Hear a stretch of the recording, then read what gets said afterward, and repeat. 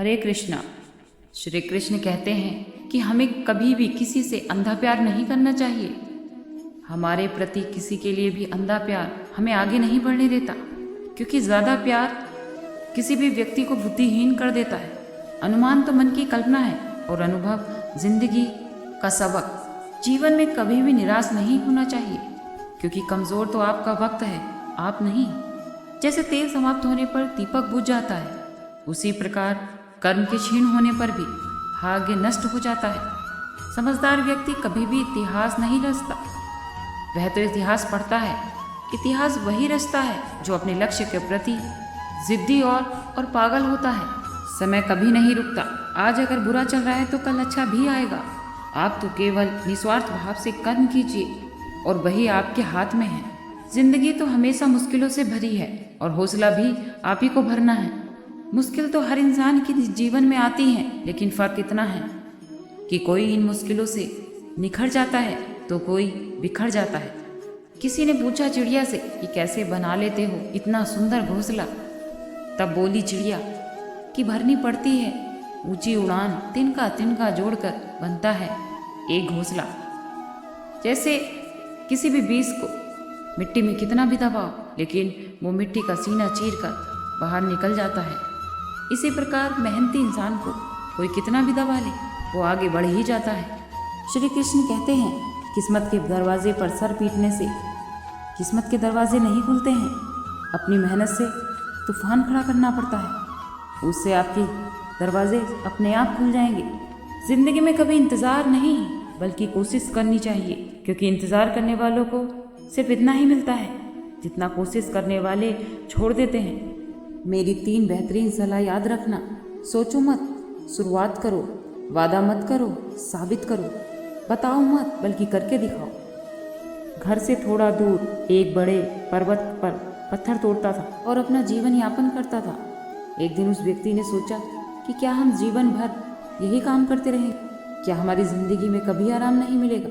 यह सोचते हुए उसके मन में एक असंतुष्टि की भावना उत्पन्न हो गई और वो अपने आप को कोसने लगा। असंतुष्टि की भावना के कारण उसे रातों को नींद आना बंद हो गया।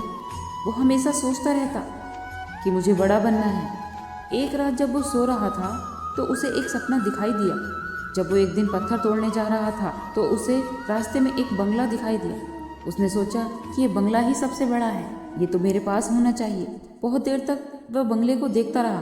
कुछ देर में एक व्यक्ति आया जिसको सभी लोगों ने फूलों की माला पहनाई और उसकी जय जयकार करने लगे। वह व्यक्ति कोई राजनेता था। तब उस पत्थर तोड़ने वाले ने सोचा कि ये बंगला तो बड़ा नहीं है, मगर ये व्यक्ति बहुत बड़ा है कि सब उसका इतना आदर सत्कार कर रहे हैं। तब वह सोचने लगा कि मुझे नेता बनना है। धूप में बंगला और उस व्यक्ति को देखते देखते पत्थर तोड़ने वाला व्यक्ति पसीने में लथपथ हो गया। जब उसने ऊपर देखा तो उसे एक सूरज दिखाई दिया। उसने सोचा कि सबसे बड़ा तो ये सूरज है जो इतना ऊपर चमक कर सबको रोशनी दे रहा है। मुझे भी पसीने से कितना दरबदर कर दिया। मुझे तो अब सूरज बनना है। वो सूरज को देख ही रहा था, तभी एक घना बादल आ गया और उस बादल ने सूरज को ढक दिया। तब उस पत्थर तोड़ने वाले ने सोचा कि सबसे बड़ा तो ये बादल है जिसने सूरज को भी ढक दिया। वो बादल को देख ही रहा था, तभी एक हवा का झोंका आया और वो हवा उस बादल को उड़ा कर ले गई। पत्थर तोड़ने वाला व्यक्ति देखता ही रह गया, ये क्या हो रहा है? एक हवा का झोंका बादल को उड़ा के चला गया। मुझे तो हवा बनना चाहिए, क्योंकि हवा तो सबसे बेहतर है, हवा सबसे ताकतवर है। ये बात पत्थर तोड़ने वाला सोच ही रहा था कि हवा एक पहाड़ से टकराई और उसने अपनी दिशा मोड़ ली और वो पहाड़ टस से मस नहीं हुआ। यानी पहाड़ में तो बहुत दम है, हमें तो पहाड़ बनना चाहिए, उस पत्थर वाले व्यक्ति ने सोचा। तभी उस व्यक्ति ने देखा कि एक व्यक्ति आ रहा है और उसने उस पहाड़ का पत्थर तोड़ना शुरू कर दिया। उस व्यक्ति ने सोचा कि ये क्या हो रहा है? इतना विशाल पहाड़ जिसने हवा के झोंकों को रगड़ने पर मजबूर कर दिया और ये टस से मस नहीं हुआ। उसे तो एक छोटा सा व्यक्ति तोड़ रहा है।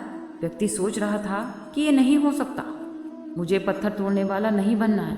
किसी भी हाल में मुझे पत्थर तोड़ने वाला नहीं बनना है, क्योंकि वह स्वयं पत्थर तोड़ने वाला व्यक्ति था। उसने देखा कि व्यक्ति पहाड़ के टुकड़े टुकड़े कर रहा है।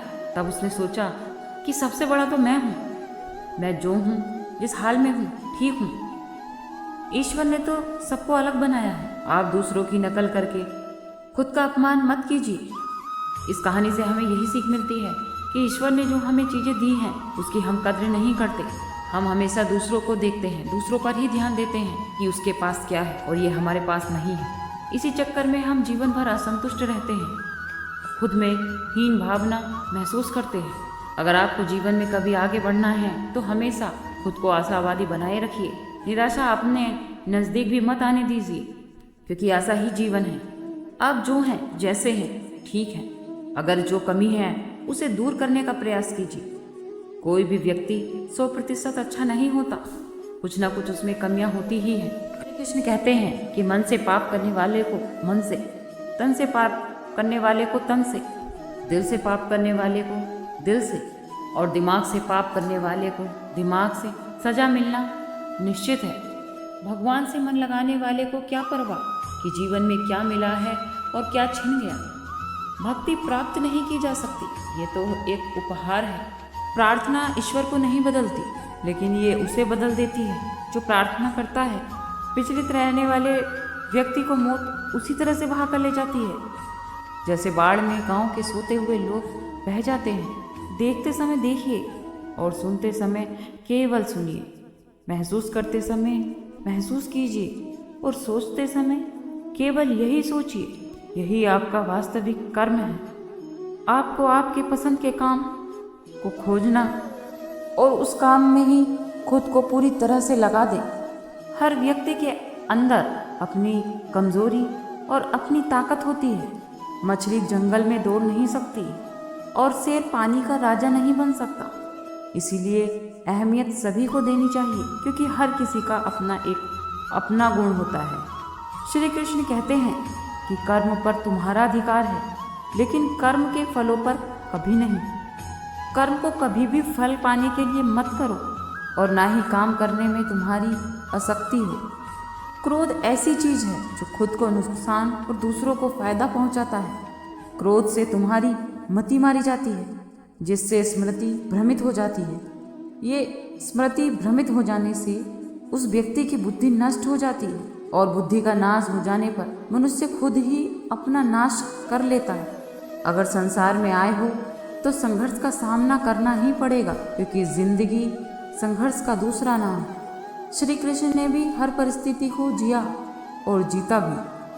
समय बदलते ही हर किसी के चेहरे बेनकाब हो जाते हैं। या तो हम में ही कोई कमी आ जाती है या फिर वो अभिनय अच्छा कर लेते हैं। दर्द का एहसास तो व्यक्ति को तभी होता है जब उसे खुद को ठोकर लगती है, वरना दूसरों का तो सिर्फ लहू ही नजर आता है, दर्द नहीं। लोग कहते हैं कि जिंदगी मिली है अपने हिसाब से जीने के लिए, पर वही लोग सुबह कहते हैं कि वही जिंदगी लोगों के हिसाब से जियो। यदि आप समस्याओं का हल निकाल सकते हैं तो चिंता किस बात की, और यदि समस्या का कोई समाधान निकल ही नहीं रहा है तो भी चिंता किस बात की।